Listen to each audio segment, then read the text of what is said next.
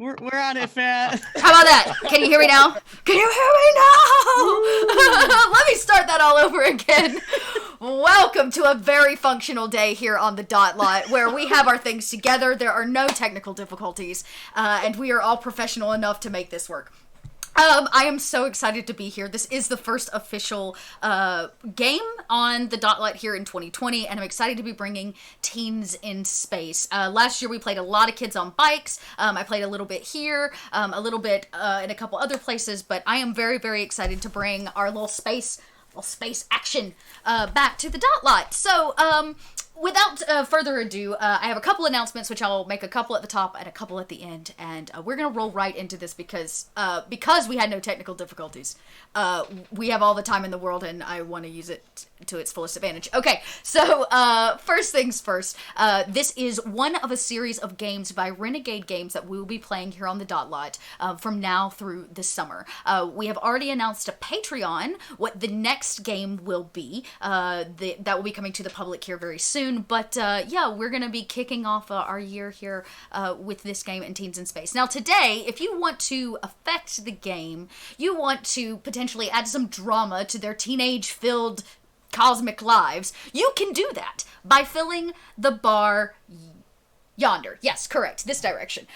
You can fill that bar by giving tips, bits, or donating to the channel. When you support, it fills the bar. When the bar is full, drama happens. Something extra. Something that didn't need to be there, but clearly all of you wanted it to be. And most importantly, when you support the channel, whether you give tips, whether you give bits, whether you're a Patreon supporter, or you simply want to support through Ko-Fi, all of those dollars come back together and help me pay these incredibly talented cast members that you see before you. So know that every dollar that you spend to make their lives more miserable is actually helping us all feed our fur babies. So, cheers. Awesome. Thank you. Okay. I am Dot. I am done speaking. I'm ready to pass it off. I want you to meet all these faces. Some of them new, some of them have never been here before, so let's give them a huge Dot Lot welcome. And we're going to actually kick it off with Victoria. Victoria, tell us who you are and who you're playing. I will be playing Caspia. I am 8 years old because age is subjective. And, you know, I'm a benthosa, which means I am a sentient body of water, and my personality is made up by the organisms that live inside me. So one day I came into sentience, and I realized I was an aquarium. And I was an aquarium full of sea monkeys. So... Sorry, I'm not laughing. I'm not laughing. I'm not laughing. I was such a body of water full of sea monkeys, and now I live in an android body, and I am a really excited high school student. It's true. And your excitement is well warranted, which we're going to find out very soon, because your lives are getting to, you know, move in a new direction. You're growing. Our sentient body of water is growing up so fast. Awesome. Moving right along the screen to somebody who I had the pleasure of meeting at Gen Con and knew immediately needed to come play more games with me. So welcome, Cicero, to the channel. Thank you so much, Dad. It's great to be here. My name is Cicero Holmes, and I am playing Thermal, aka Bob. Bob is a Magnesian. He comes from the planet Magnanimous. Magnanimous. Yes, Magnanimous. And the entire species is a gas-based species because the planet is so hot. In fact, I think there is a little bit of a connection between me and one of the other characters that maybe we'll discover later on.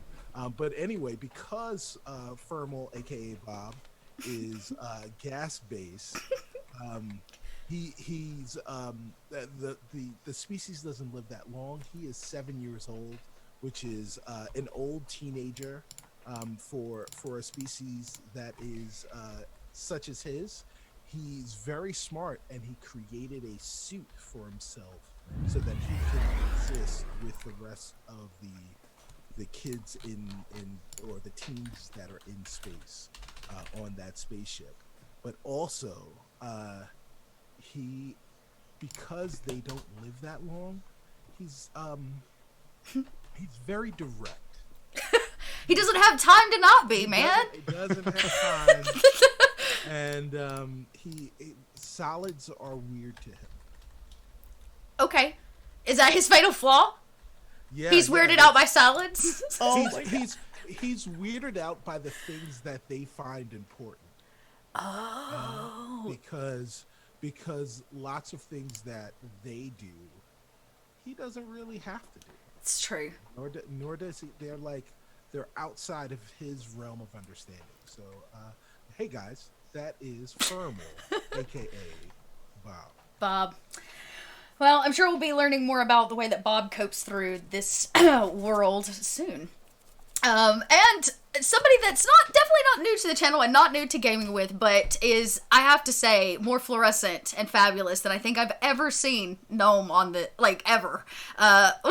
Welcome, Gnome. You are showing us all up. I'm in my element. I definitely, hashtag gnomes in space. This is all we're doing, is so much space. But yeah, hi, I'm Gnome. I'm so excited to be playing with these beautiful faces and doing something in space. So yeah, I will be playing Chim, who is technically a Pantheros, which is this ancient being of energy. They are very not prominent in the universe anymore. They used to be worshipped as gods. They would go and help other civilizations until other civilizations figured out that they possess unlimited energy, and so they were getting used for their energy, basically, not for good things. So they kind of hid. And in this case, Chim was separated from his family and was hidden and raised by a different species known as the Throgafel, who are kind of like these really short, gnome-like creatures with ridiculously long fingers, but super hardcore into technology. Like, they build the best tech that's out there. So Pantheros will take the shape of whoever they're around and surrounded by. So he grew up as kind of a Throgafel until he kept growing up, because one of the key features of being a Pantheros is that they're all about 20 feet tall. So the species of the Throgafel are about 2 feet tall. He's about 7 feet tall. So he's just this big dude. Yeah. And that's it. He's just a big dude. Nice. Well, I guess we'll learn what you do as a big dude soon. Cause not a lot of things big dudes can do. That's not true. Pretty straightforward. That's not true. Big dudes can do anything they want to do. And mostly big dude things. Mostly big dude things, yeah. And last, but certainly not least, another lovely soul I met at Gen Con this year and decided that, I don't meet a lot of people whose energy comes anywhere close to mine. But when I do, I know that I've got to bring them back in my life. I'm so excited to have Marcus here. Marcus, how are you tonight? I am great. I get to play this game with all these beautiful, wonderful people, so I'm excited to go to space and wreak some havoc. Yeah. We can't blow up our ship, but we can try. Hi, my name is Marcus. Marcus? That's not my name. My name is Marcus. You can follow me at Best Kinda Worst on Twitter. I am playing a character named Pierce. He is a Herbacean, which is a sentient form of plant life. Mine happens to be a little nerdy 16-year-old cactus boy with a penchant for wanting to heal people because he always accidentally stabs them because he's a very, very pokey, spiky boy. He's such a pokey, spiky boy. So pokey, spiky. I can't wait. The first time that you're gonna actually have to... I can't wait to see the first time you actually have to do a medical anything. I have bandages. I have bandages. Oh man. For days. Well, I'm obviously very excited to have this crew here, and you've gotten a little bit of information about their characters, but we'll learn more here very, very soon. But we can't just pop into space.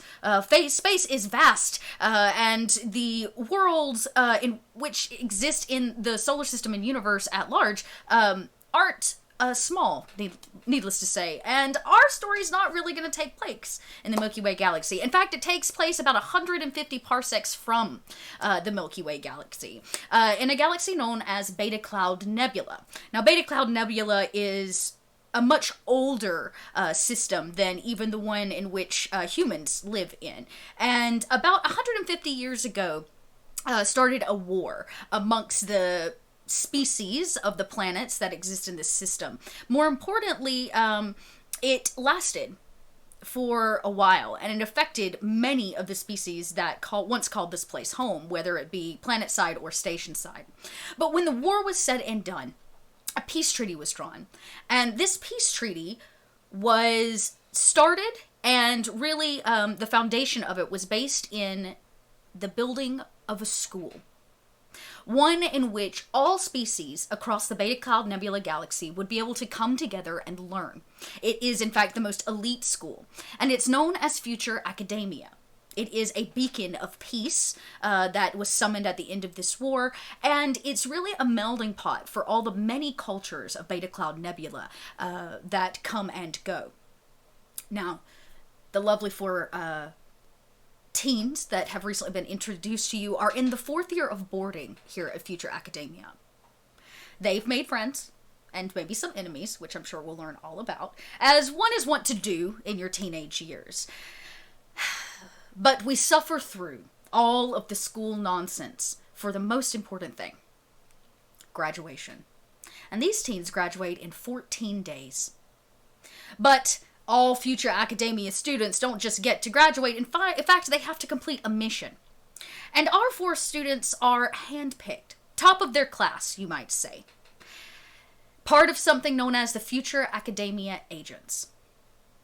Here, they are sent on ideal missions and are put in these balanced groups to complete things that sometimes maybe the government doesn't have time for, or something that needs to go a little bit more off the radar. And the board of Future Academia believes that the only way to truly prepare you for your adult years is through hands-on training. So here you are, 14 days out from your final, and you've been assigned your crew. And the 4 of you sit in these very polished rows inside of a large auditorium inside of Future Academia's space station. You and the rest of the graduating class sit there in your individual uniforms, sectioned off by the studies that you have chosen, whether it be piloting, whether it be something a little more under the radar, I guess we could say, because some students are trained from the beginning in things harsher than, say, piloting or medic.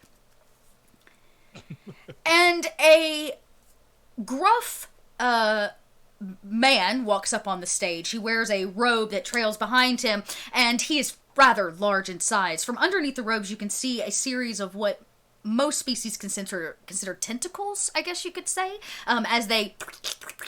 as he moves up to this podium. He stands there, large, jowled, and he speaks to all of you. This, of course, is your headmaster, as he does sit at the head of the board of Future Academia. And he says, "My fellow students, I am so proud to look so many of you in the face on the cusp of the next phase of your life. 14 days you have to complete your final.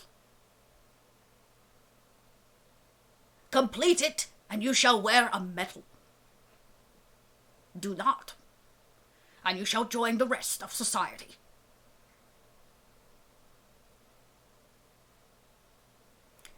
He kind of pauses pregnantly as he stares at all of you, taking you all in.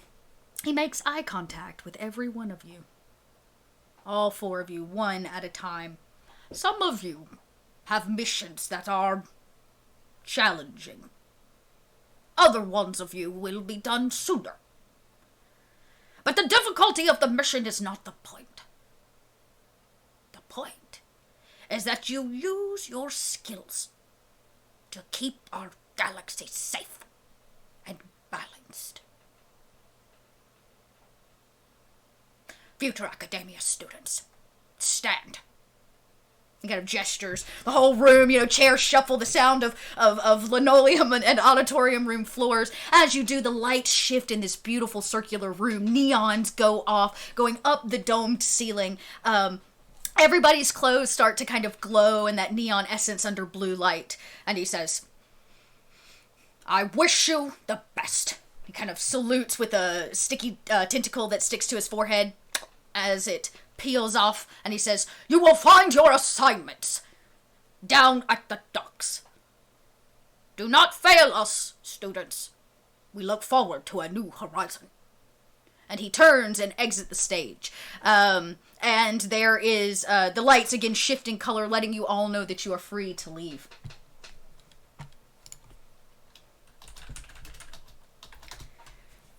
All of you head down to the docks. Yeah. Anybody need to go do business? All right. There's a large shuffle amongst the student body as all of you are issued out. Maybe some of your family, if you have any, has come. A lot of future academia students are, in fact, orphans. It's one of the reasons why they get put into this program. And there are some species that don't really function around the mommy-daddy family mentality.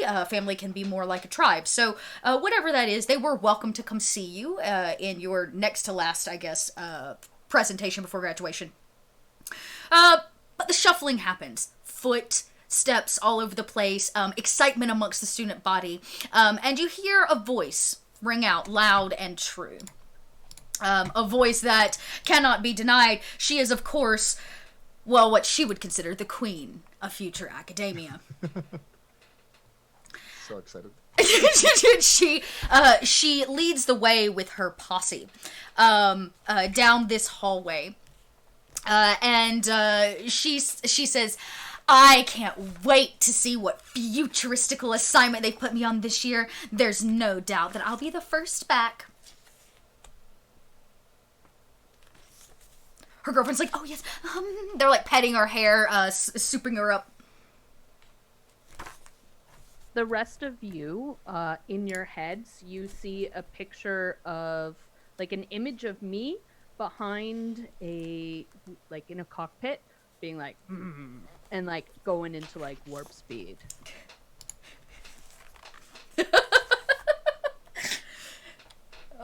She is, in fact, the Queen Space Bee. Thank you, chat. That's perfect.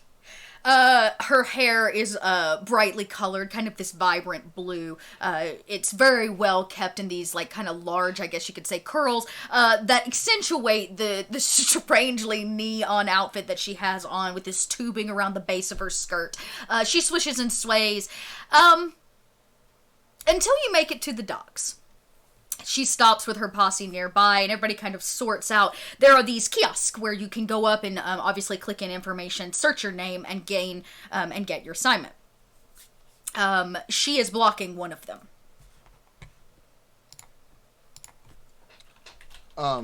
So Pierce is trying to get past as carefully as possible, giving everyone like a fairly like wide berth, but you know, a little cramped. He's got spikes everywhere, so he's got to be careful.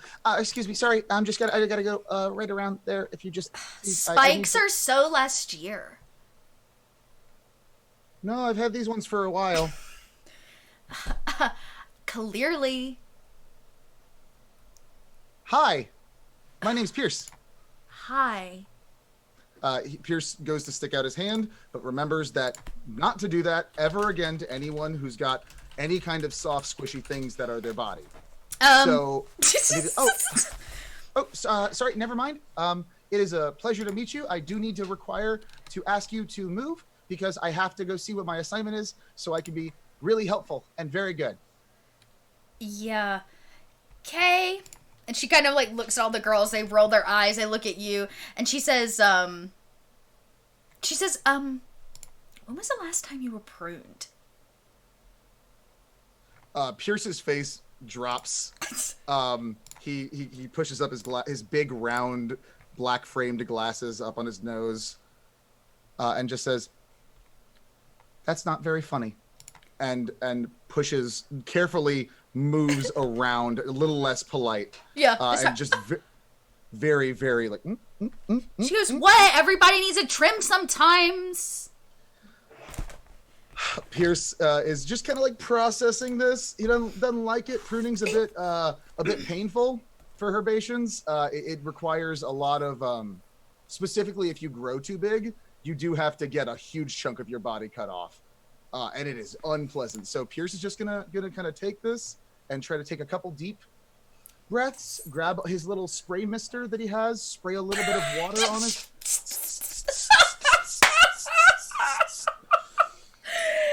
Oh, and wow. then proceeds to check the list. You kind of come over, you can hear them still kind of whispering. She has no idea why you're upset. Like, she genuinely thought she was trying to, like, be nice or something, but you come over and you beep the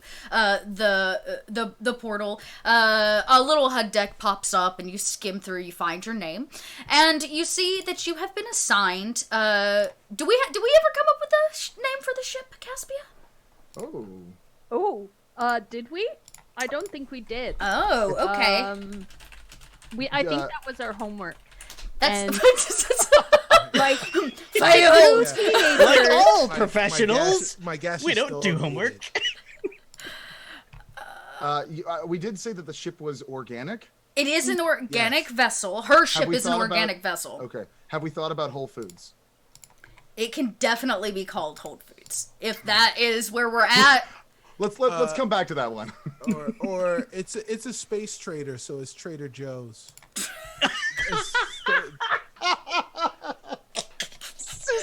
I can't take them anywhere. Not even to space.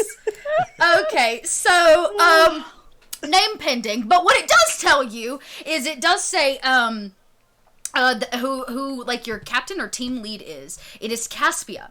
And you see there are two more names. Tremel and it's not Sim. What is it, Gnome? It's Chim. Chim and Bob. I guess I should probably say Bob if that was the preferred name. so it's Thermal. Oh! RMEL. Thermal. Thermal. Yes. You see their names listed.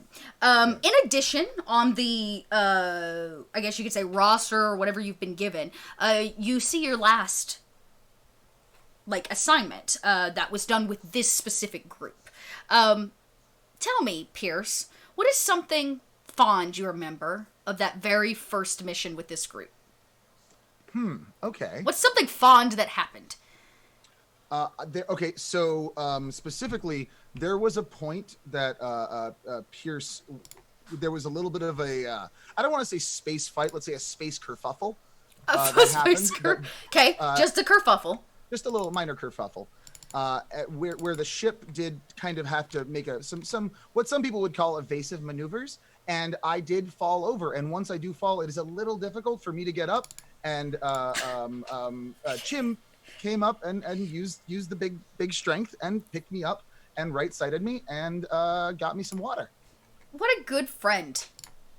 Just the small things sometimes in the middle of a kerfuffle that you remember. And there, that wave of nostalgia washes over you as you see this dossier, really, this layout of your final mission. And it very, very simply and clearly reads, you are to pick up and escort the Galactic Princess of the Nero colony to the Lunisolar Terminal on the other side of Beta Nebula. Once you have arrived at the terminal, you are to serve as her protection unit. It says in big, bold letters, the princess is to receive anything she needs, and is to arrive safely, and most importantly, on time. As Pierce is reading this, he just says, "You got it," to the computer panel. It does not respond. That makes sense. That But tracks. it appreciates the acknowledgement, I think. Thank you out there. Yeah, and you turn around. Do the rest of you check your stuff at the terminal, or do you have other business before you want to check? Oh, I'm an eager beaver. Yeah. So I'm like straight to the to the computer panel. Boop boop boop boop boop. Yep. And I'm just like What reading. what is the thing you remember as the nostalgia washes over you from your first mission with these folks? I think in that space kerfuffle, and we had to do those evasive maneuvers. I was in my element. Oh. And yeah, so I think I was just having a blast with that. And I think maybe my enthusiasm is what knocked Pierce over. Oh my. Yeah. And I do feel bad about that. Okay. Well, if nothing else, you become more aware of your friends, but Yeah, no hard feelings. No hard feelings. No hard feelings in it. But again, a sense of nostalgia, and it was a very successful mission. There's a big stamp over the last dossier that clearly reads success. So there's this is a good group to potentially have to do this final mission with. And then you too read the dossier, seeing that you are to escort the Galactic Princess from the Nero colony to the largest space station in the galaxy. Anybody else? So Bob is definitely going over to the terminal to get his assignment. There is no time to waste. No time. So, Yep. So Bob. So for those of you who don't know, Bob is a gaseous creature. He is in an exosuit. So this exosuit, for video game players, if you want to think about it, is if you think of BioShock and you think of the Big Daddy, but a Big Daddy that's mobile, so a smaller daddy, like a medium daddy, like a step daddy. It's just really that space daddy. Right, yes. We need to just go with stepdaddy. Yes. So he's kind of like a stepdaddy. Okay. Sits off in the corner, and hangs out with you or whatever. But he doesn't really pay attention to you. Anyway, I'm dead. there's a lot of baggage there. So he's in this exosuit, and because he's gaseous, you can't really see his face. So instead of a face that you can't see, he designed a face for you to see, which is basically like 80s robot dot matrix dots. So you've got two giant dots as eyes, and maybe a dot for a nose when he's smelling things, and then just pixelated smile or frown, but generally speaking it's just the line, and then as he speaks the line expands for verbal communication, but it is never in sync. It is never ever in sync. Is it? It's just a little lag. Yeah.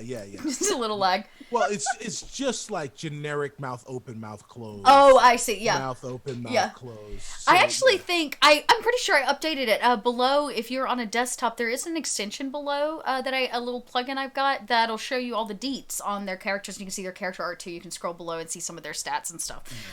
So the image of this said face is available.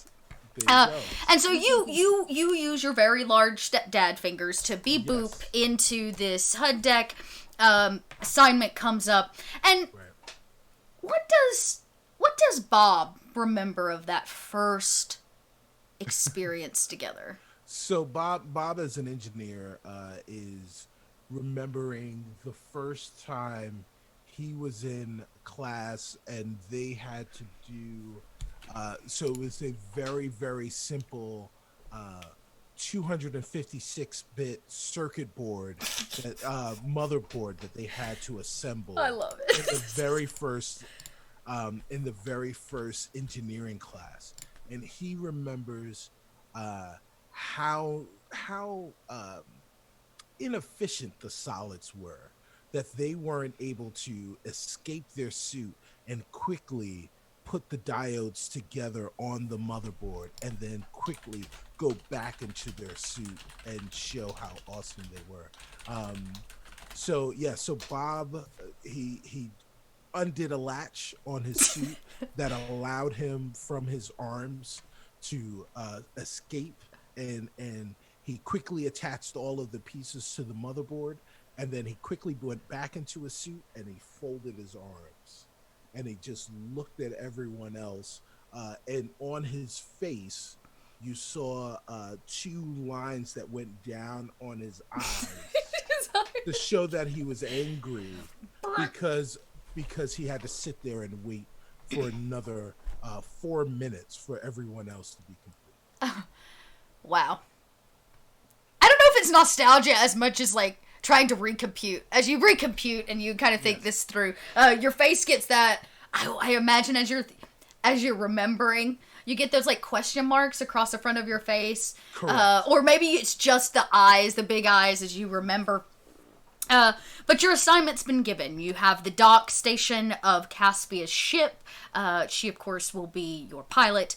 And as the camera kind of pans down, each of you, one after another, stepping up to a HUD station. Last but certainly not least, do you bustle up there? Do you even care? Yeah, no, Chim, just Chim? waiting. Patiently. Like, Patiently. really no rush. I mean, they got 14 days. You know what? It's actually, in fact, this Queen Bee of Space, as we so put it. She does have a name, but I like that better. She comes as you wait in line to check your mission. She and her posse come waddling up behind you. And she kind of giggles as if she wants you to notice her. I think Chim notices and just doesn't react. Like, she goes, Chim, it's too bad you're not on my team. With muscles that big, I bet you can do anything. I can break that machine over there if you want me to. Oh, no, don't, but I bet you could. Oh, you want me to do it? No! I mean, I guess. Okay. And, yeah, he'll, go ahead and move on up there and, kind of go to the machine. And, you're gonna break me before we get really going in this. Just want you to know that, though. Okay, she bats. Well, she I don't bats know what her the problem is, big eyelashes. Someone fix it. Would you like to, in fact, make a, I mean, I guess you're really not fighting it, but you could roll a fight against it if you want. I just gotta know, like, are you trying to smash it? What are you trying to achieve here? Can Jim just, lift it up the ground? Yeah. Just, like, pull it right up? Oh, yeah, you just want to pick it up? Yeah. Yeah, Yeah, go ahead. Like a football. Okay, that's not very difficult, especially not for somebody. I would say it's a large kiosk, maybe a successful 3 or 4, to be able to just pick it up. Let's see here. So I just roll. You check that, I guess it's not a fight, so this would be your grit. Grit. I did grit. That's right, isn't it? Or is it brawn? There you go. I think I did that. You think you did it. You did it right. I think I did. Very well done. So Yeah, for all good. of you at home, the way the dice system works is I will call out a difficulty level, and they're going to roll, depending upon how much over or under from the called number that I threw out delineates success. So in this case, I called out, we'll say a 3. It's really not a heavy system. So you got 6 above. That far exceeds. Tell me what it looks like as you very successfully lift this HUD deck kiosk up. I think Jim just kind of goes up there and, well, we're just like picking a book up the ground and, pick it right on up. Pick it right on up. Well, you pick it. She lets out a, and she goes, oh, sometimes, she goes, girls, I never thought I'd say this, but sometimes I wish I was a kiosk. And they all kind of like giggle and laugh. There is a voice from across the space that yells out, "Hey, put that down! Students should not be lifting Official technology. But I was just trying to get my assignment. Uh, No, put it down. Did I get it? You all look over. Jim is clearly having issues accessing the HUD. It has been lifted, he's been yelled at, and there are 3 googly-eyed teenagers that are just staring at Jim. And, of course, Queen Bee goes, I mean, I could help you. Well, all right, I guess. Okay. And she runs over and she grabs your hand. And she kind of pulls you over to the kiosk, and she goes, well, point your finger. And she goes, like this. And she kind of walks you through the process of beeping it in. And your mission scrolls up, just like it has previously for all of them. And what is your little memory while this crazy girl holds your hand? It's really awkward. Like, I feel like the finger that she's holding, right? Because they have the Throgafel have weirdly long fingers. Yes. It's in the book. I'm sticking with it. Strangely long fingers, yeah. It's just really weird fingers. But because of just his actual body, I feel like it'll eventually start like shocking her when he doesn't want her to be around. So like maybe like as he's kind of thinking about the memory, I liked the concept of the group together at some point. And Fermal just like has the coolest exosuit, and I think Chim spends a lot of time trying to get Fermal to emote, and will just do the dumbest things, and like maybe like on the back of Caspia's like metallic head or something, make like another like face and like kind of like nudge Fermal like that's pretty funny.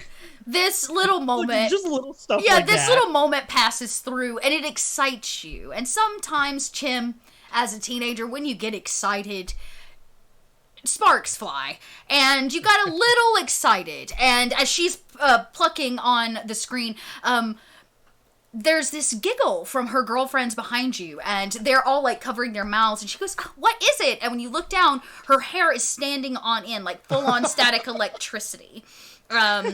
Her blue hair as it just kind of like is slowly lifting, and she goes, what is so funny? She goes, it's definitely not your assignment. Oh, I cannot believe that you're gonna have to spend all of this time with those. And she kind of points at your classmates that you will be sharing the mission with, and then she goes, and more importantly, how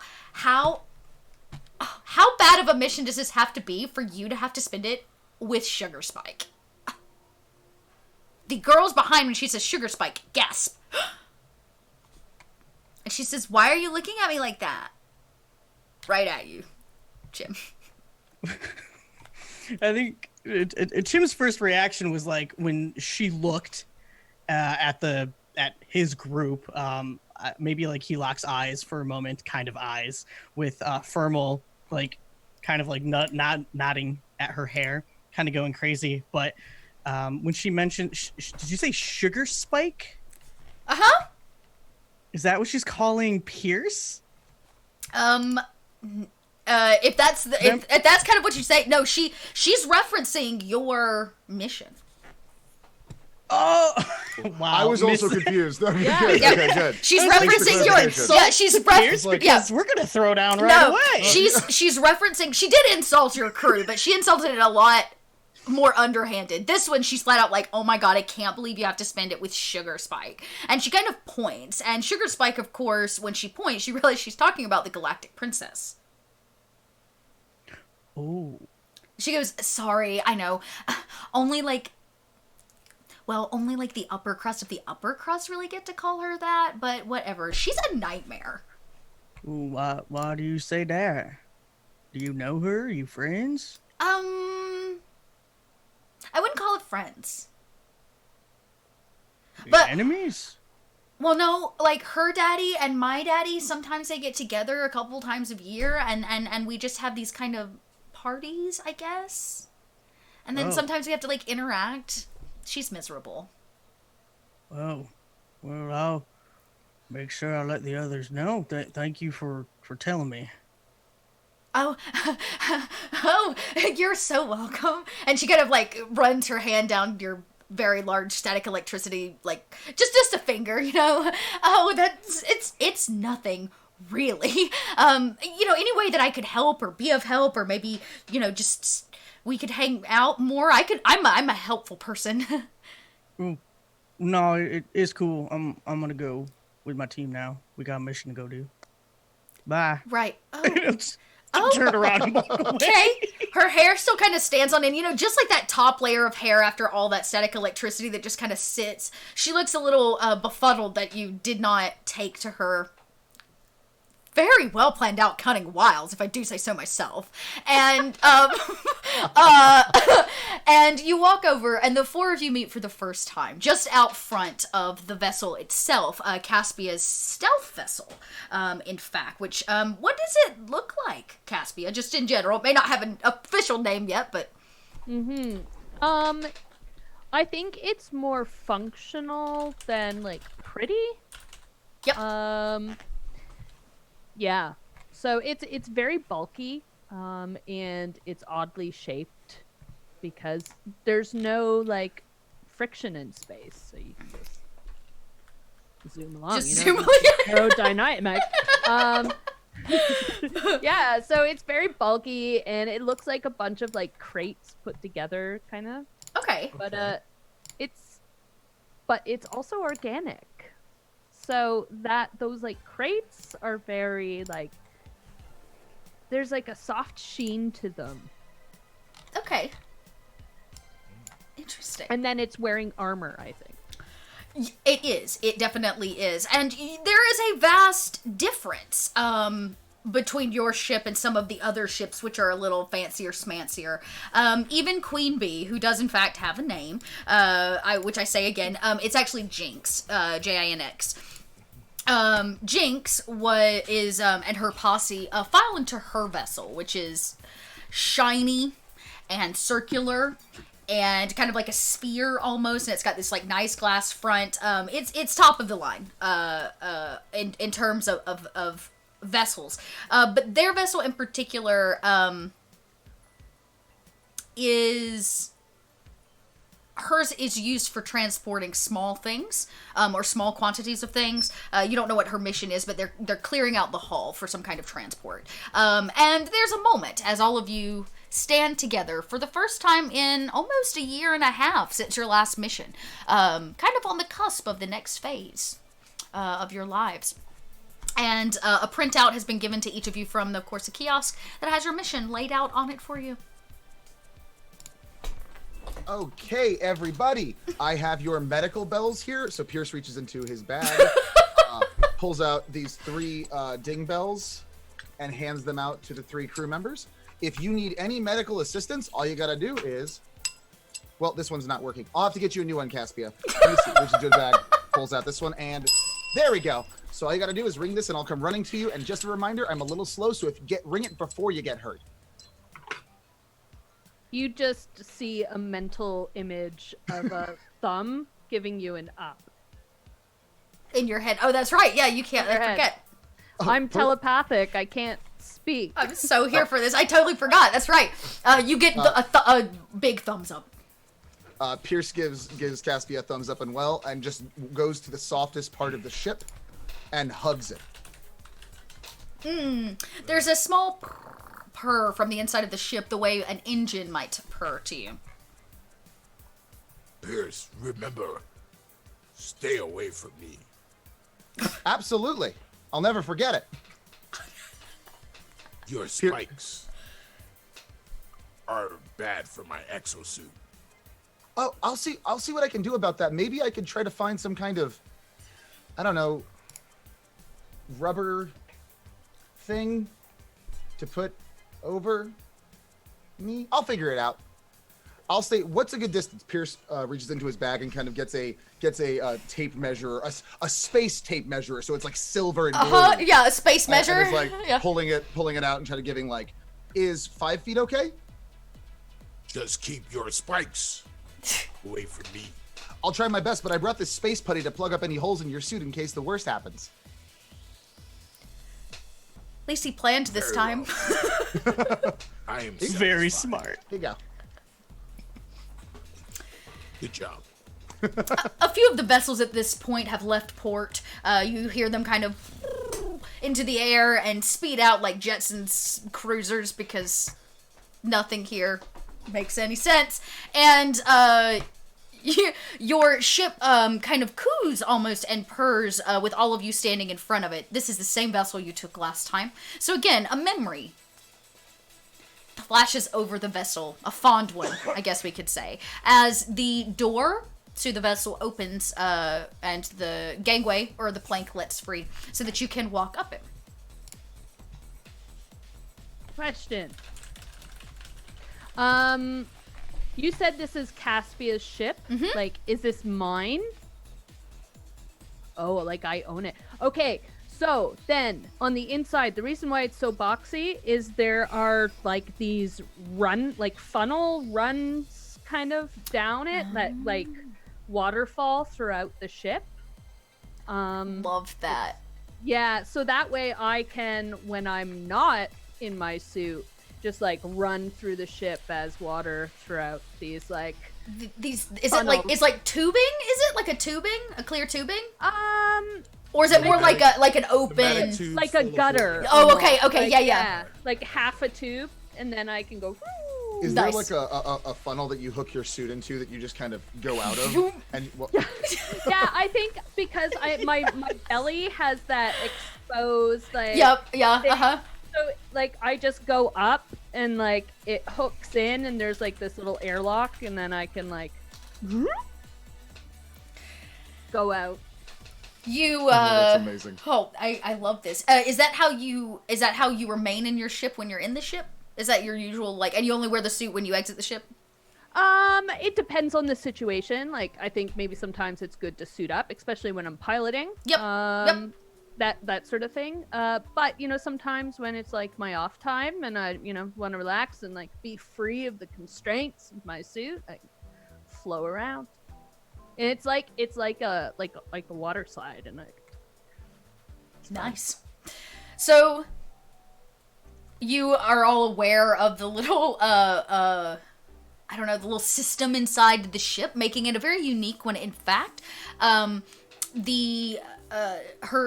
there aren't very many sentient bodies of water. That's what I will say. First off, there aren't very many bodies of water to become sentient, much less to have like a massive race of them or massive species. So yeah, in you all file. Now, Caspia, as your pilot, you got to do a little charting to get things together. Your first location is an interesting one. Who here on the vessel is interested in politics? Pierce follows, but finds them too mean. Okay. Okay. Well, the politics of solids is weird. They don't say what they mean. That is so actually very, very true. We'll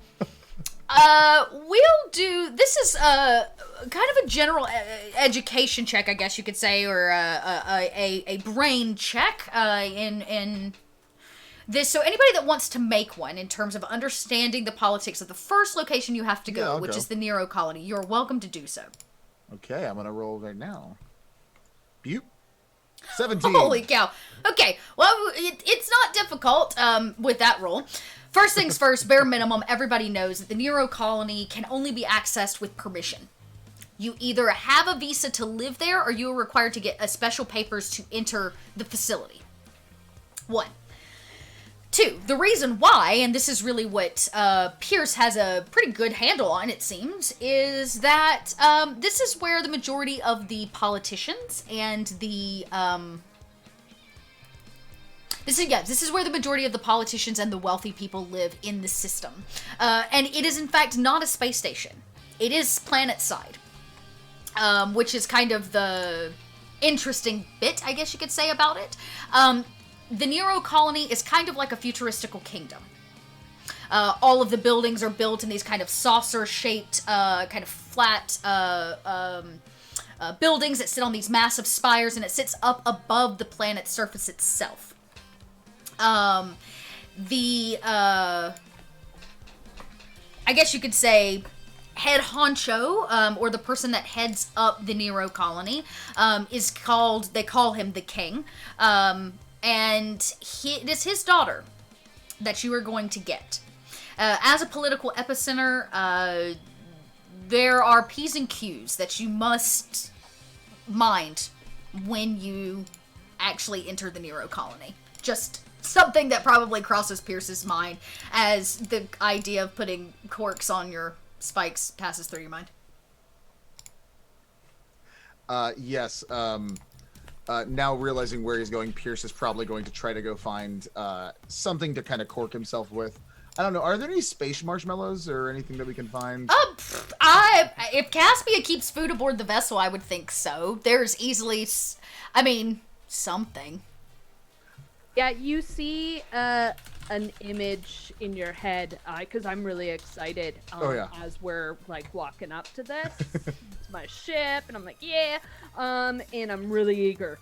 And in your brain, you, like, you have in your mind me meticulously going through, like, lists of what solid people eat, and the inventory that I kept that I watched all of you eat, like, in the cafeteria and stuff, and, like, making sure that I got all of your favorite food. And it's probably because they're like favorite foods, they're maybe not the most nutritious foods, so it's just all like snacks and desserts and the things that you always try to sneak back to the dorm rooms and stuff. Pierce is very excited because he sees in the projection a sun lamp and a small bottle of water. And Pierce is just really happy about this. Thank you, Caspia. Image of a thumbs up. It feels all tingly and good. It feels all tingly and good. And Caspia, I'm going to have you make our flight check to make the first jump. It will take you 2 jumps to get to where you're going. Okay. Or faster than light travel, I guess you could say. And each time you're going to have to, like, the ship will need to rest, I guess you could say, in between the jumps. All right. So we're going to get you to make that flight roll. I'm going to say the first jump's pretty easy. It's the second jump that's a little harder. The first jump, you only need a 5 to get where you're going. Okay, so how many? 1, 2... Oh, just one? Yeah, just so let's do the first one. Yep, so go ahead and roll the flight roll for that. You only need a 5. Well, I'm a hotshot pilot. Oh, dang! Get some bonuses. I get a +3 to this, so 15. Thank you for that donation. All right, wowzer. Okay, well, at a 15, that's, like, way over what you needed to actually make this jump. How do you prep your crew for the first major lightspeed travel? Okay, so I picture everyone, like, you just see, like, a really, like, waves. You see waves that are, like, really bouncy and, like, happy and boisterous. I guess if there's sun out, and that's my picture of, like, happy. You've worked with me long enough that you know that that's what it is. And then you just see, like, a dummy, like, you know, like one of those crash test dummies with, like, being buckled in. And then you see a counter, like, of a 10, 9, 8, and so forth, all the way down. And you know that as soon as it hits 0, I am like, we're off. Bob's eyes turn into exclamation marks.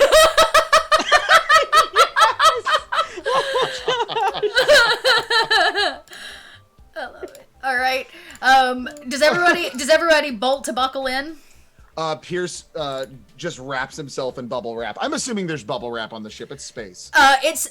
It's the most futuristical bubble wrap. It's made of a completely renewable resource. Exactly. So Pierce just kind of rolls into this bubble wrap, and then straps himself into a wall. Nice. Yeah, clunk. Just in time. I'm guessing Chim, you as well. Yeah. Buckle up. Or you just hold on to something. I was about to say, you probably You're not moving. You're not moving. Like, I think he's like too big for the seatbelt, and he's just holding the seatbelt together. Needs the extension, you know, but there's no flight attendant.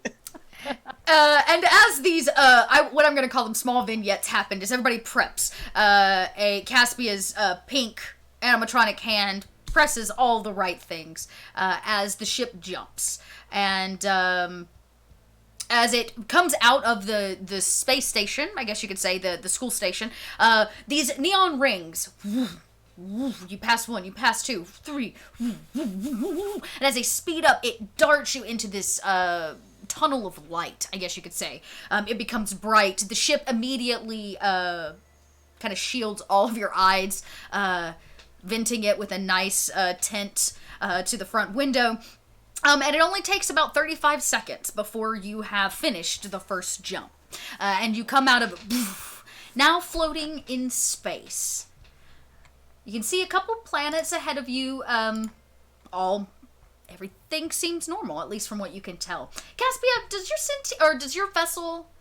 It's a living thing, but is it sentient? Does it speak to you? No, it's not sentient. Okay, I didn't think it was. I wanted to make sure. Yeah. Yeah, and smooth sailing. The ship will need probably about 30 minutes before the next jump. Okay. I relay that in a mind message to everyone. You just see like a timer with like 40 minutes. Cute. And then just like a ship, just even keel, just sailing across. It does. And it passes through. So Bob gets the notification, and again you see the angry eyebrows on Bob's face.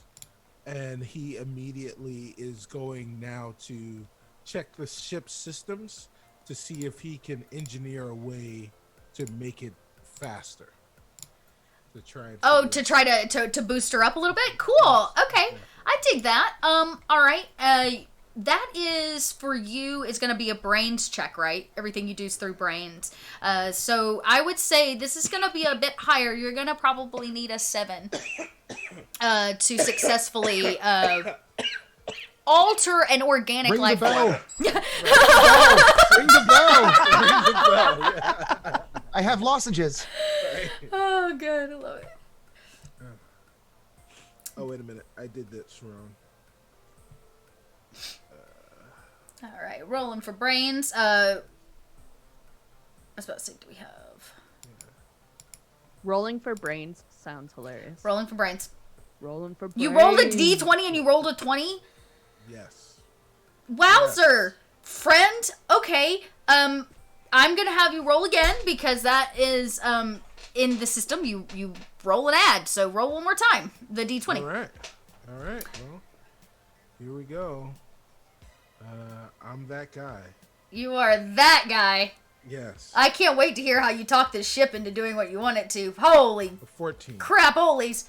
Okay, that's a 34 is your roll, which means you can coerce the ship into doing literally anything you want it to. So tell me, what does it look like as you crack open this partially organic vessel and speed the trajectory up? So Bob he opens up everything and he looks at the hyperdrive system, and he sees that the hyperdrive system is hot right now and it needs to cool down. So what he does is he opens up his vent, and normally when he opens up his vent, he is allowing his gaseous form to get out and sneak into different things and do different stuff. Right, okay. But now he is using his vent as a vacuum, and he is now sucking the heat out of the hyperdrive system. Wow. So as he sucks the heat, the warmth of the heat excites him, and his eyes turn into hearts. Okay. Wow. Actually, so it turns into hearts, and then after it turns into these very bad pixelated flames. So Caspia, because you have you're really in the pilot seat and you have all the screens in front of you, you see the layout, the blueprint layout of the vessel, which usually after a jump is kind of red in the areas where it needs to cool down and these kinds of things. But something interesting happens from your perspective. The red areas, much sooner than expected, probably within about 5 minutes, go away. And everything reads clear and normal for another jump. In the back somewhere, you hear a strange vacuum noise as all of the heat is sucked out of the vessel, and the vessel once again kind of lets out a little bit of a purr. Would Fermal have done this before? Have you cooled the vessel before? I have definitely thought about it. Okay, but you haven't. I have not cooled Okay. this vessel before, no. Okay, so that Sounds so ridiculous. I'm sorry. Yes. Okay, so I think there's the purr and everything. I'm like, because I don't talk and everything. Right. And I watch it, and I keep an eye on it, and then you just like, I guess I just project because I heard a vacuum, like a vacuum, Right. So just like going across, like with question marks around it. So Fermal makes his way. Bob makes his way back up towards the bridge, and he looks at Caspia and he says, Hyperdrive was hot. Now it's cool. The ship purrs a little bit under all of your feet. And in fact, it does, Caspia. At first, everything seems normal. The vessel is fine and clear. You guys can make the jump as soon as you're ready. Image of a thumbs up, but this time it's like 2 thumbs. She never gives 2 thumbs up. Does the timer change? Yeah, it automatically changes to like 5, 4, 3, 2. Everybody has that moment where they jump in bubble wrap, they pull for their seatbelts, they magnetize themselves to something and hang on as the vessel throws itself into faster than light speed. And you make your final jump. Now crossing the entire distance, basically the opposite side of where you were, all the way over. Who of you have actually been to have any of you ever been planet side on the Nero colony? No? I can't imagine. Okay. I'm probably not welcome, I would imagine. All right. So this is gonna be very interesting for all of you. You can see it. The moment you come out of the light speed, it is on the planet's surface. You can see it's covered in a massive dome. On the inside of it, it reeks of this kind of retro 60s space vibe as little cars like putter around under the dome. All of the buildings are this pristine white and sterile silver color. Everybody walks around in it's kind of similar like robes and attire, not a lot of bright colors, but a lot of kind of clean colors, tans and whites and so forth and so on. And the species vary, but you can tell they come from an upper crust. And as you come out of faster than light speed, a voice comes over the radio. Vessel entering atmosphere of Narrow Colony. Please identify yourself. Hi, I'm Pierce. You see an image of me in your head, Pierce, that's like got the Pierce just nods and said, "Never mind." and I type in because the codes were in our briefing, right? Correct. So You each would have been given a code. Yeah, so I type in the codes. You beep beep boop boop a code. Everybody's codes in. Whoever this person is clearly like on their shift or whatever, and he gets a little irritated with the pregnant pause and asks one more time, just in time for the codes to come through. And there's a moment where you can hear they like go and they come back and they say, "Cleared for landing. Please make your way into the designated lane." I press a button and it has a pre-recorded sound of 10-4 landing. Yes, you hit your 10-4 landing. It goes through no problem. Radio. Wait, does Caspia have a soundboard? No, it's like a soundboard on my ship. Oh, Yeah, That will talk to things, Oh, but I love otherwise it. no. Otherwise, no. So, off you fly. And there is a little bit of a wait. Getting in and out of the Nero colony is not an easy thing to do, and there's only one way in and one way out. And you sit in a small line of traffic. Other vessels kind of file in, you have your order, and you putter, slowly but surely, step by step, up to the front, leaving you all with the last moment to speak before you actually have to land on the Nero colony. Okay, everybody. Oh, sorry. Go ahead. Oh, I just start fiddling through the radio stations until I find one that I like. Perfect. As you're talking. What kind of Anyway. what kind of? Now this is just me. What kind of music does Caspia, the sentient body of water, particularly enjoy? Yeah, what does she stop on? Yeah, I am curious now. She really likes whale song. But that's probably not gonna be on Nero Colony's radio station list. No, you're gonna have to go their to satellite station. You have to do some of the outer colonies for space whale songs. Yeah, so I think I like try to search for space whale. It's hard to find that. It's very niche, very underground.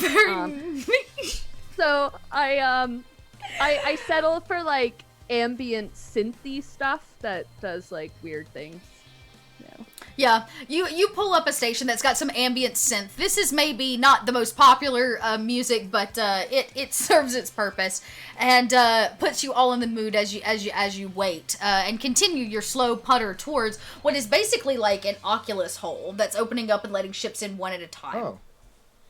Well, okay, everybody. Just a reminder. This colony's a little weird. They like to, keep everything on the level. They like to be very specific. They have a very specific way of behaving on there. So let's all go down there and cause no trouble, and let's do this mission really good. And as Pierce is saying this, he has removed from his utility belt it looks like 4 sticks that he's kind of assembling around himself and then taping over himself. Like it's essentially like this caution tape that he could wear like with 4 poles that just kind of gives everyone there's a couple flashing lights here every now and then.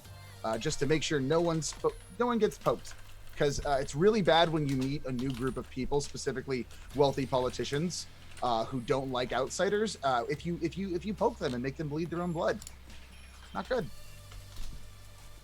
No, not good. Not on the Nero colony. You suit up. The music plays through a couple songs before you finally make it. The ship. You pull up to, they're kind of like these little like floating pillars that you have to like pull, 4 of them that you like pull the vessel into, and they scan the vessel. Once the vessel has been scanned, they go back to their 4-corner kind of post floating in atmosphere, and the Oculus, this very big silver Oculus, opens up so that the vessel can drive through. And you have officially entered the Nero colony. Immediately, Caspia, you recognize that the atmosphere has changed. There is forced oxygen into this kind of bubble, and the city is beautiful. The buildings are lined with neon blues, and like I said, they're made of white and these silvers. And there are multiple docking stations.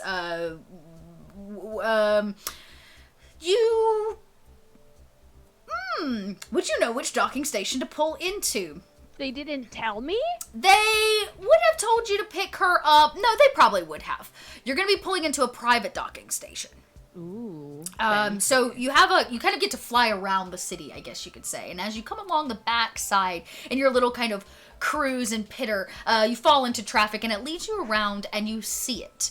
The actual home of the king and his family.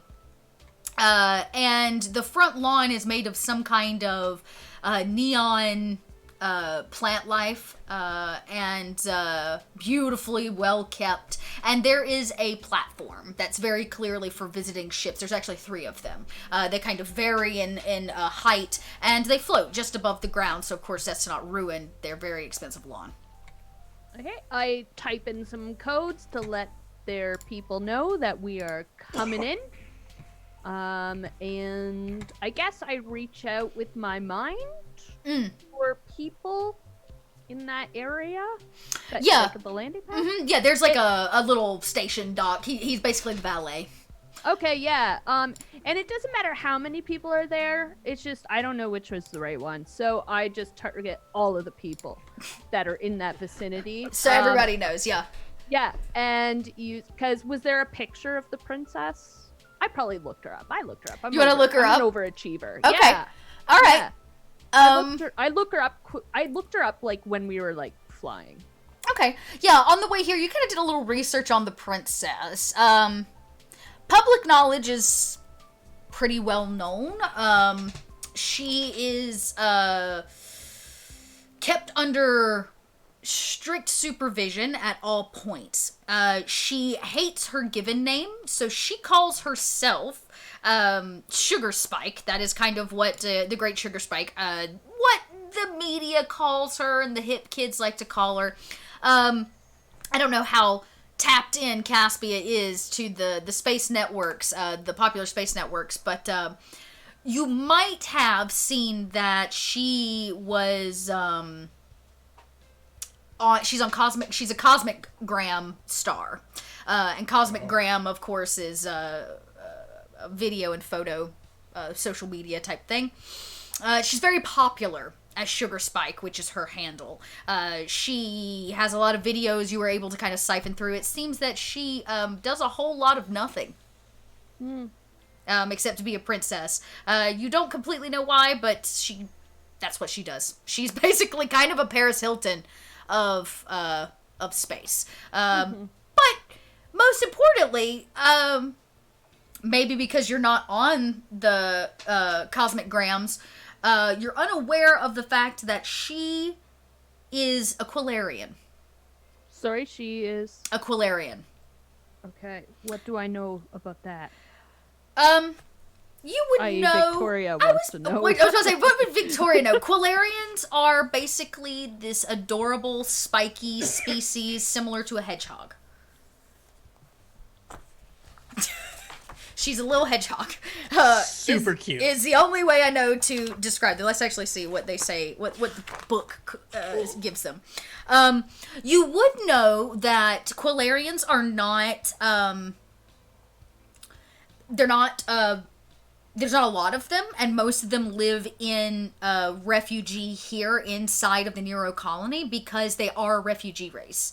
They were pretty much all but wiped out during this war that happened decades and decades ago. But let's see. They are tiny, bipedal hedgehog-like species. Are they the same? Are they the same kind that I don't have the rule book in front of me, but are they the same kind that the Herbaceans actually partnered with? Possibly. Let's see what their history says. I don't remember. There was one, and it might just be too perfect because of the spikes for me right now. For years the ship drifted through space until it landed on her Bexon. On her Bexon. Yep. And you all partnered together. So this is interesting. I would say that it would be Pierce that would know that Quilarians, there's a little bit of a history of Quilarians, their kind of ancient history, that they were known to be healers. More importantly, that they were bioorganic engineers, and they were able to use mystic forces that have not seen the light of day in a long, long time. Come get it. Awesome. So, unless you follow her Cosmic Gram, you would not know that she is a Quilarian. It's not well known, but she is cute. And she spikes her quills and styles them in a very definitive way. She definitely has bleached the tips more than a few times, and a couple of them have like a color touch on them. She's definitely nothing to she's definitely hot to trot Quilarian. Pierce's eyes just kind of light up for a moment when he's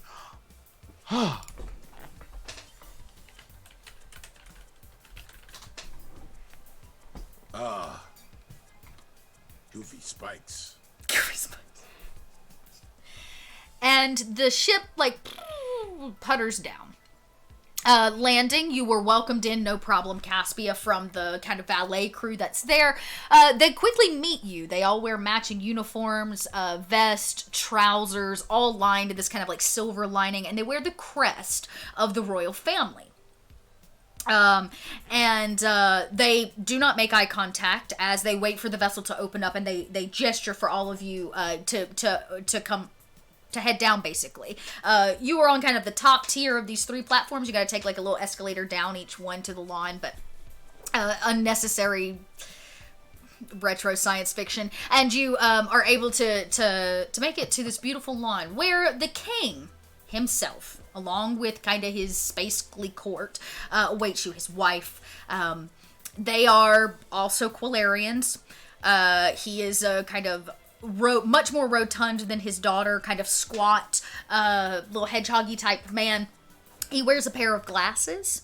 I know, he's so cute. He wears a pair of glasses, and he stands with his wife. Both of them are in robes. And he says, "My, it is so wonderful to meet all of you." Yes, it's great, Your Majesty. Let's go. Let's get it. Get! Hi. Get! He looks at his wife. What are they getting? Hi, we're here on a mission. But we need a princess. I'm supposed to take her somewhere. And give her whatever she wants. His wife, the queen, she very gingerly pats her husband with the tiny little hedgehog paw on the shoulder, and she says, "Dear, now you know about and they're coming to remember." Oh, yes! And he kind of adjusts his glasses. Come. And he turns around in a waddle and leads all of you into their home. Oh, what a lovely domicile you have here. It is suitable. How big is Yeah, the home? Big. It's actually designed in a cylinder. Imagine if you stacked tires and like each tier of the house, except it's a beautiful like white solid color. It's got windows, these beautiful windows that go around different tiers of it. There's probably some kind of pool on the very top, and the walk path that you're on through this kind of neon garden lights up with LEDs along the way, showing you to assure that you arrive where you need to go. Is there any water? Yes, there is. As you kind of come in, you see they have a really lovely like proper garden with all of these plants and stuff, and they do have a like a pond with a small waterfall. Ooh. I reach out to it just in case. Okay, you reach out. You just kind of want to touch it, or you want to make a mental reach out? Yeah, mentally. And because I want to see if it's part of my hive mind. Oh, I see. You reach out. No, this seems like a pretty standard pond. It does have some creatures in it, which you can feel their kind of connection to the water, but this seems to be just a pond. Okay. I project to the king and queen that, like, their pond, with a thumbs up. The king kind of jumps a little. He's not used to that. His wife turns and she kind of calms him. She says, "Thank you. It is our most prized possession on the property." And she kind of gestures. It is really beautiful. Most of the organic life here are kind of fungi and mushroom, and these kind of beautiful viney plants. There's a daffodil that reaches out. Yeah, there's like a little flower as Pierce passes that like reaches out towards you. It just kind of wants your attention. Is there a hearth of some sort, some type of fireplace? Not in the garden. As you come around the back, though, you'll see that, and actually enter the home, there will be. There is some kind of exhaust that's letting out the top, so there's got to be some kind of fireplace. So as soon as Bob sees that, he you see the nose icon on his face pop up, and he just stops, and you see the nose flash a couple of times, and then he just walks directly towards wherever the fire is coming from. You walk past basically the king and queen straight in, and you see a very large hearth in this open circular room that like is kind of the foyer, I guess. It's not currently lit, I guess you could say, but it could be. Your Majesty, your fire. Where is it? Oh, well, the servants put it out every night as a safety precaution. The fire should be lit. He kind of looks around. His wife goes, kind of puts a tiny paw in the air and gestures it around. Can we get fresh fire, please? And a servant kind of pitters off to assure that the fire gets lit for all of you. And as you enter through the garden and into the main foyer, it is absolutely beautiful. White marble, clean floors, everything is sterile, all the furniture is white. There are some kind of beautiful arrangement of flowers to add a pop of color. But the king gestures for you to have a seat on a circular, almost entirely circular sofa. Pierce opts to stand because when Pierce sits on things that are fabric, it tends to not go well for the fabric. That's acknowledged and appreciated, I guess. I would well, it might also, so no, they have spikes. It might be a precaution that they built in. I didn't think about that. So, like extra strength fibers or something? Yeah, or maybe it's like, because I mean, Pierce's spikes are only about like this long. Yeah, theirs are the length of their body technically. Yeah, so like it might actually kind of work. I don't know. Can I roll for technology for future couches? Is that something I can do? Yeah, you know what? This is a brain check for future couch knowledge. Okay. I genuinely did not. This are things as a GM you can't plan for. 17. Hey, you would know that average couches definitely cannot handle your prickliness. This is Quilarian leather? This is Quilarian leather. Which is made from everything here is renewable because I said so. Another renewable resource from a special kind of tree, actually, from your home planet. The bark of a tree from your home planet, which makes it superbly reinforced. And you see the two of them, the king and queen, kind of hop up, and if their quills don't prickle and stick, I don't think yours will either.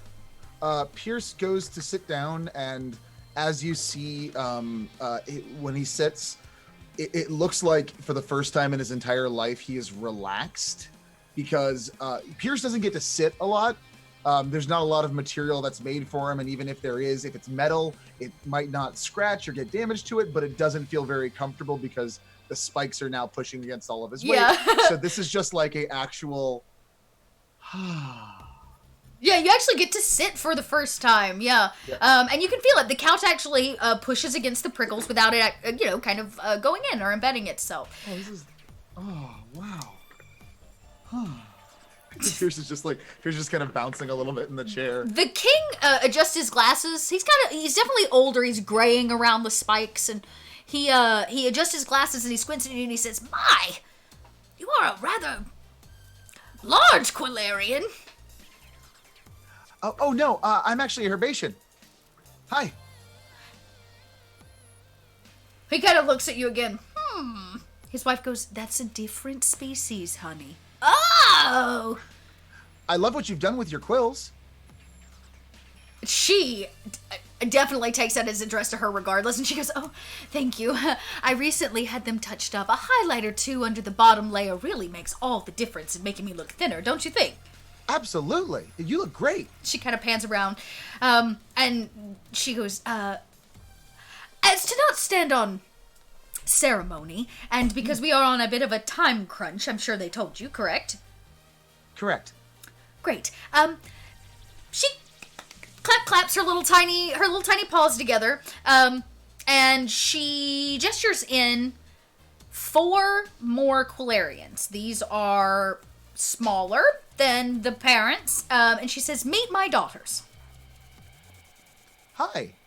I'm Pierce, and these are my partners, teammates, associates, and friends. She goes, this is Quincy.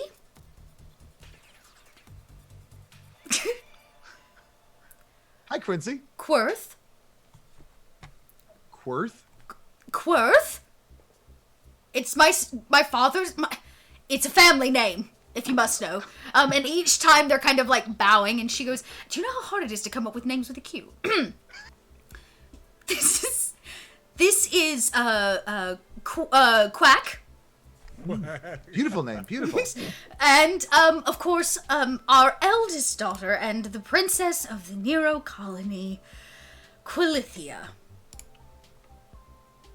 She, as you can't actually see her face, as she has rolled in, she's rolled in her hedgehog ball.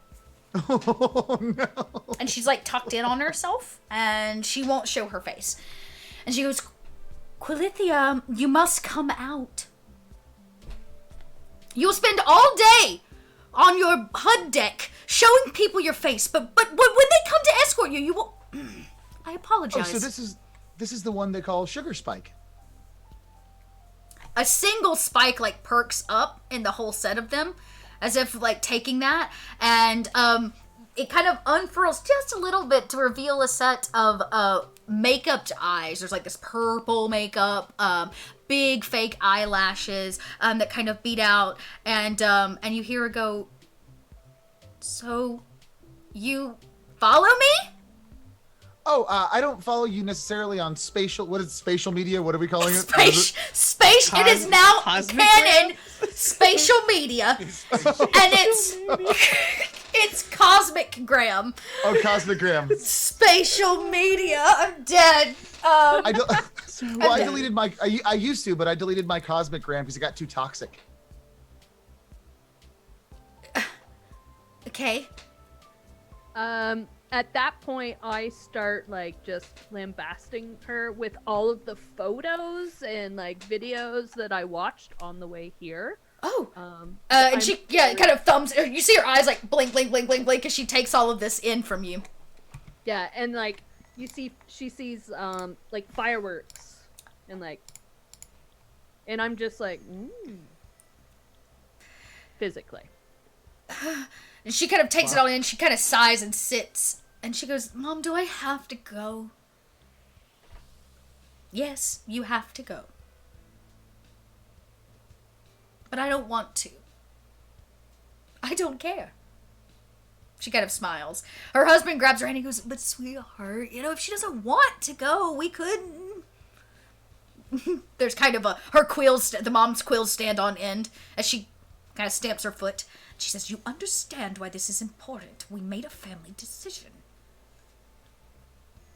If it helps seal the deal, we do have snacks on the ship. A lot of junk food. And music. And music. She goes, I live on a completely futuristical cosmic only diet. It does not include snacks. Pierce takes a second and thinks. The ship is actually made of organic material and is living, which would make great selfies. There's some really good spots and some incredible lighting. If you're interested, I can show you the best areas. Okay. Okay. She kind of like thinks that through and she's like, okay, you're saying all the right things. Are you tricking me? Do I care? And you kind of see it like run through as she kind of takes you all in. And she goes, fine, but I'm taking all my luggage. So Bob's over by the fire and he's not really paying attention, but now he's finally stopped and looked at the princess and everything goes into slow motion. Bob has a crush. Oh, yes! I was hoping somebody would crush the princess. Oh, I'm so excited. Okay. So Bob looks at her and he grabbed one of the embers out of the fire and he's fashioned it into a rose and he's walking over to her and he comes over and he says, You need to stay warm. Here is a rose for you. I am Fermal. You can call me Fermal. Bob. She's so tiny in comparison. Like, she's at maybe 1.5 feet tall. Full. And as you stop over, she kind of cowers a little bit. Her sisters take a massive step back. I need to write their names down so I don't forget. Because Quincy is by far the only Q name I could come up with. Quincy, Quack. Quincy, Quack, and Quirth. I think it was Quanathan. Quanathan is their brother, and these are all the girls. I'm so here for it. So she kind of looks at this literally hot embering rose, and she says, it's kind of hot. Yeah. Yes. Hot. Bob. Hot Bob. Hot Bob. I'm Sugar Spike. Yeah. Her mother goes, use your real name, Quilithia. I'm Quilithia, but you can call me Sugar Spike. I will call you Sugar Spike. And she says, Kay, I have a lot of luggage. It's over there. And she kind of points to this stack of tiny luggage. That's probably not but like this big, but would be far too large for her to carry. And she goes, do you think, Bob, that you could maybe, get that for me? No problem. And so Bob, his robotic face turns into a smile, which is weird because nobody ever sees that. So like the edges curl up, and he goes over and with one hand he just grabs all of the luggage in his hand, and he picks it up and he's carrying it. She goes, okay, bye, Mom. And her mom goes, be there on time, Quilithia. We'll make sure. Oh. I project an image of me flying really fast. And but really safely, Quilithia. And she doesn't even turn around to say anything to her mother. As she follows, I would say Bob out across the line, up and back to the vessel, which awaits all of you. As she hits the landing pad, she kind of gasps. This is your ship? Yeah, I start, just giving her all the stats of my ship. Yeah. It's just like a screen. And she kind of puts her hands to her head and she's like, okay. Well, maybe, I wonder. And she kind of walks over, away from the gangway, or the plank that has come down, and she kind of puts her hand on organic part of the vessel. And there's a moment where she kind of closes her eyes, and then she smiles. And she turns to all of you and she says, you take very good care of your ship. It loves you a lot. I am the engineer. She looks up and she goes, it says whatever you did earlier made it feel really good. Yeah. You talk to ships? Or and then that like a thing? when you say that for the first time, she looks up even larger than Bob, really cranks her neck up at Jim, and she kind of hides that hand. She goes, no, I am just a princess. I don't talk to anything. I mean, Fermal talks to a lot of things. You probably get along with him. Yeah. Like what kind of things? I don't. No, I don't. No, I do not. And she kind of looks over her shoulder and she sees her parents down, standing there with their sisters and the family, and they're kind of waving with tiny little paws as you guys go to leave. And she says, "I'm normal." Yes. So are we. Let's go. Would Pierce know anything about this? Would there be any information Pierce has? Well, you rolled high enough earlier to know that the the Quilarians used to be very, very deeply connected. to the bioorganic to kind the of mystical- bioorganic mystical arts, still called the Bind. In this is kind of mystic force, the Bind, that kind of they believe links all of the universe together.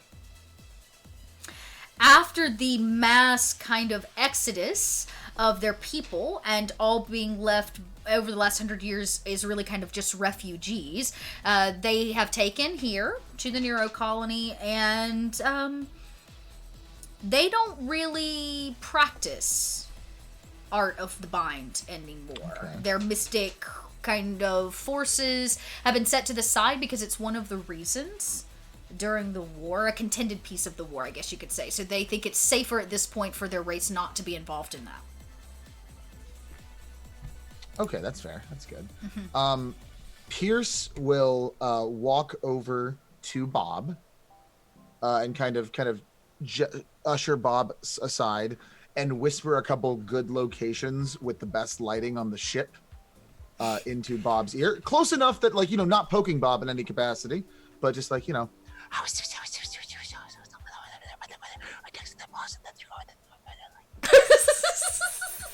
This is great information. It pleases me greatly. I got your back. Ha ha ha ha ha ha ha. Ha ha ha ha. Is something funny? I project Yes. to her Firmal with like hearts all around him, and then an image of her. Oh, Like I'm just like, yeah, this is what's up. great. That kind of reminds me of this. I haven't live streamed in like 10 minutes. And she's like, so where do I sit? I've never been to space before. I've never even left the colony before. You have a cabin already set up for her? Yeah, I think it's mostly bunks. It but is? There's like one. Yeah, they're just like bunks. Pierce, just for the record, Pierce doesn't use his bunk because he can't really lay in it or fit in it. Pierce usually sleeps standing up if he sleeps at all, so there is an open bunk. Okay. There's fresh linens. She goes, I don't understand. What is it? When she kind of looks at the bunk beds. Why are there two of them? Go there, and one of us is gonna go there. Go. You And mean then we sleep someone in over one there room and that one? together? I mean, yeah, there's not much room in here. And she kind of you think this Quillarian blushes. She goes, I've never shared a room with anyone. You got sisters, right? You don't share a room with them. No, we all have our own room. That's weird. Pierce notices that her hedgehog cheeks are red and asks her if she needs any kind of allergy medicine or if it's any kind of reaction. No, thank you. My only allergy is to moon rock. Oh, okay. Pure moon rock. Well, if you encounter any pure moon rock, Pierce reaches into his bag and gets out another bell. It's Just giant hit- in her hands. Yeah. It like weighs her down a little bit. Yeah. And just go ahead. Oh, hold on. Actually, I might have. And Pierce reaches in, has a very small box, opens up the tiny box, and there's an even smaller bell inside of it.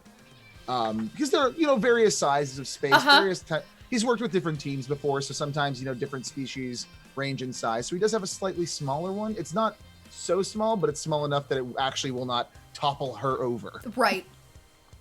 And she kind of is like, oh, okay. And she sits that down and she goes, so does, all of you sleep in here with me?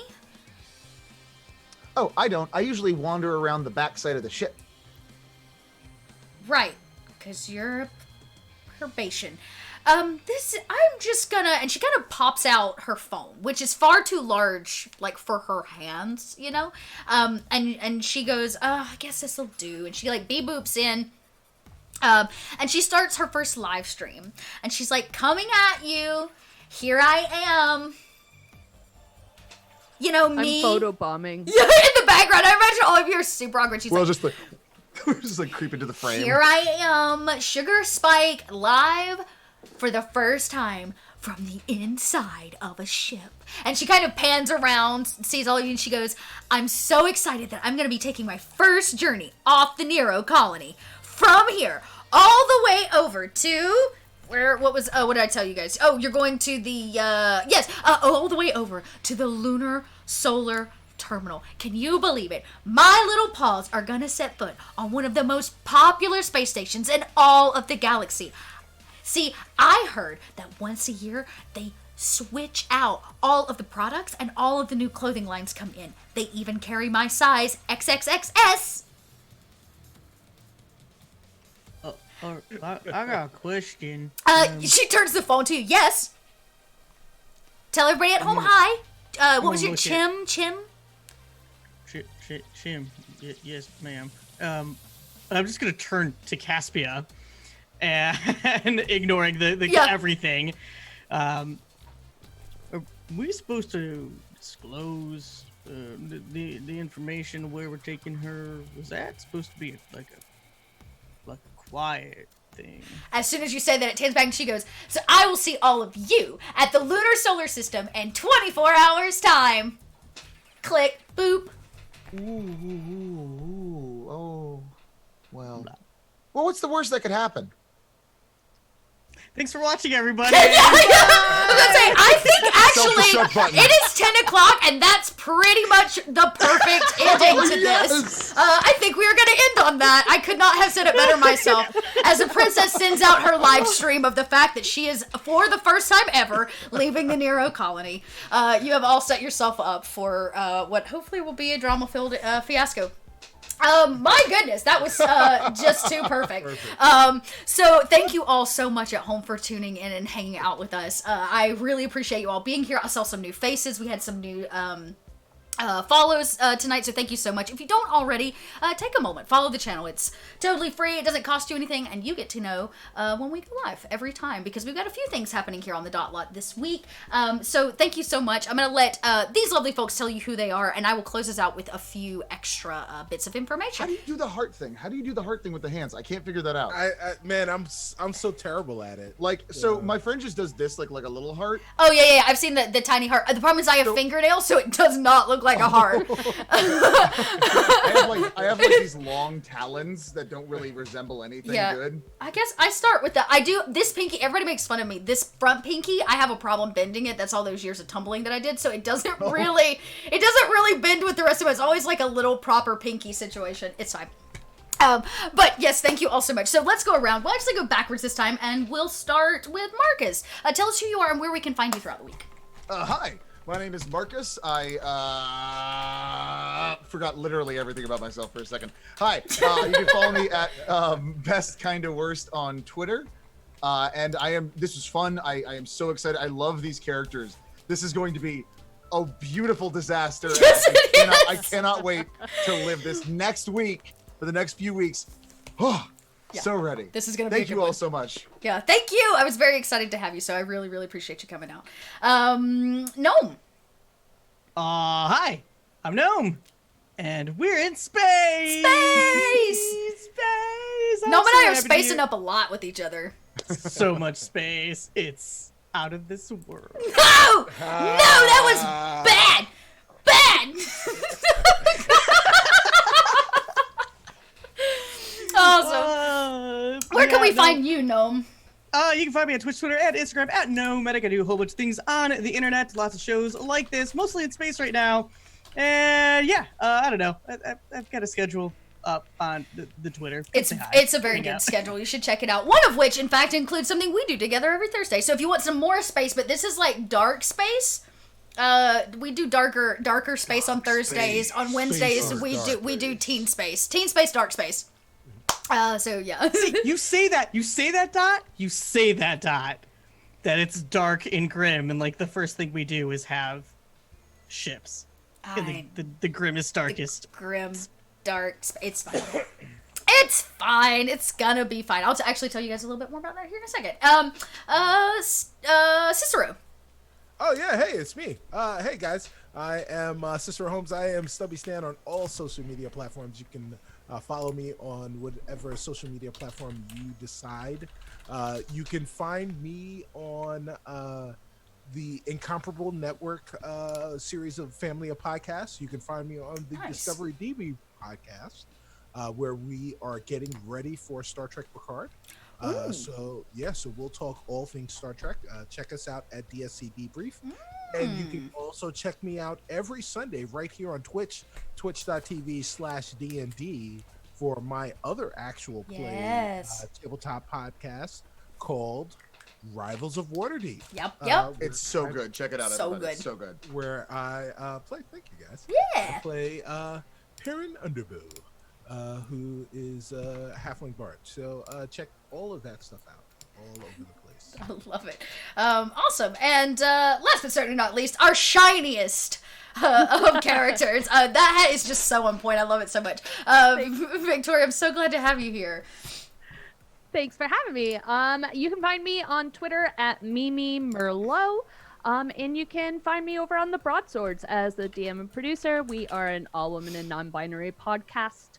I am also social media coordinator for Renegade Games, which helped make this game. And I just recently signed on to be producer of Wizards of the Coast's Podcast of series. Oh, nice! Right. Congrats! Yeah, so Yes, we've got mazel. some really fun things coming up. So stay tuned. Interesting. Okay. Not that I've participated in that before or anything, not at all.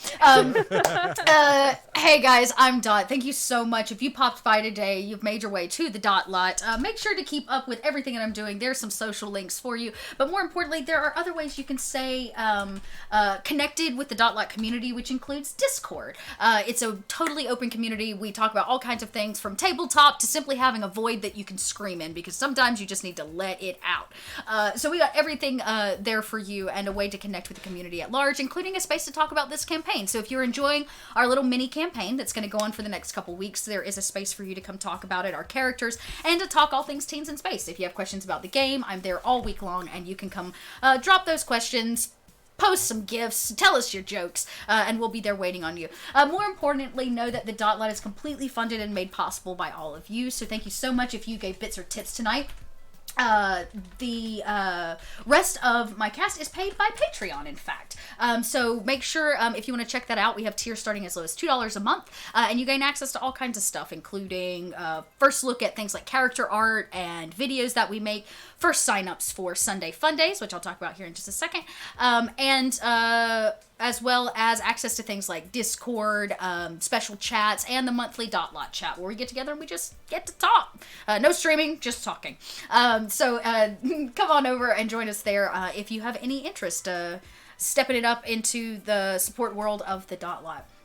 Sunday Fun Day actually was supposed to be last weekend, but unfortunately I had some personal things happen over the weekend, so we are moving it to this Sunday. That means if you're in chat right now, you did not miss it. I repeat, you did not miss Sunday Fun Day. Sunday Fun Day is coming up. Sunday Fun Day is our giant community game, and we're going to be playing Capers Pirates and some D&D on Sunday, which is very, very exciting. And I'll be launching the new sign-up link for everybody else that wants to sign up. So if you're new to the Dot Lot and you simply want to get on a channel and play some D&D with other cool people, it's totally free to sign up, and you'll be able to do that hopefully this Sunday. I think I'll have all my dates for February, March, and April put out and ready and available for you. And I'm very excited to announce that our new staple game in Sunday Fundies is about to be Kids on Bikes. So if you like what you're seeing in Teens in Space, we're going to be bringing Kids on Bikes and playing through some of their deluxe edition material. So come on out and sign up for that. We'll get to be Kids on Bikes and cause some kiddly shenanigans. And last but not least, I am excited to announce that we're going to be starting a new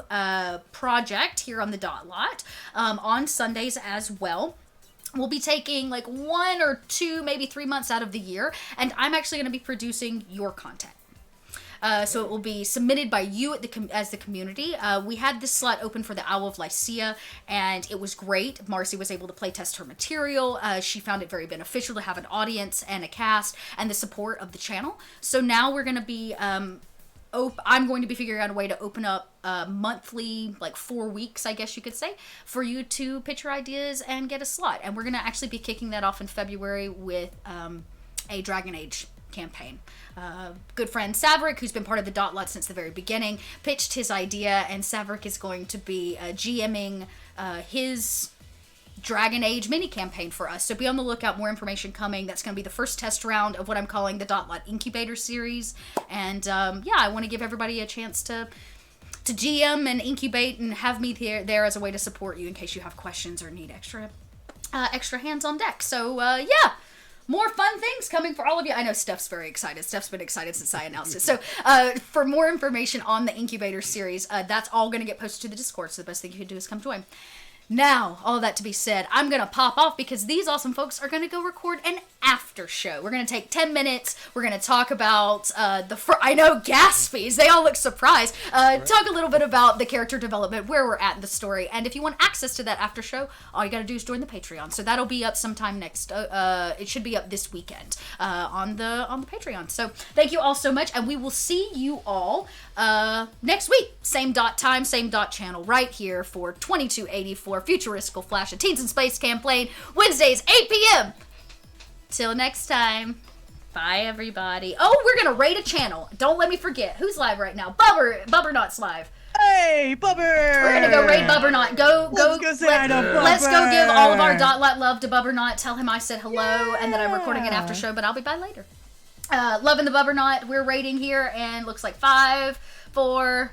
Still counting down. 3, 2, good night. Go show some Dot Lot love with all the new emotes. Bye.